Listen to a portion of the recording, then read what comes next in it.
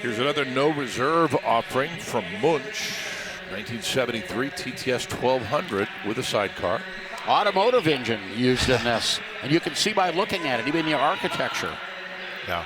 Almost 1,200 cc's of 4-cylinder power with Weber carburetors. It's a 4-speed transmission and with the sidecar attached to it. Interesting bike.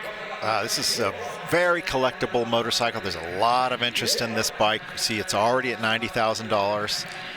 It's in totally original condition. It's not farkled up and restored. It's like as ridden, very low mileage motorcycle. Wow. Super collectible 1200 TTS. The engine, of course, came out of the NSU TTS, the Prinz chassis. Automobile. Yep, Friedl Münch thought, hey, there's a 4-cylinder engine I could stuff in a frame. His first experiment was in a Norton featherbed style frame, quite light.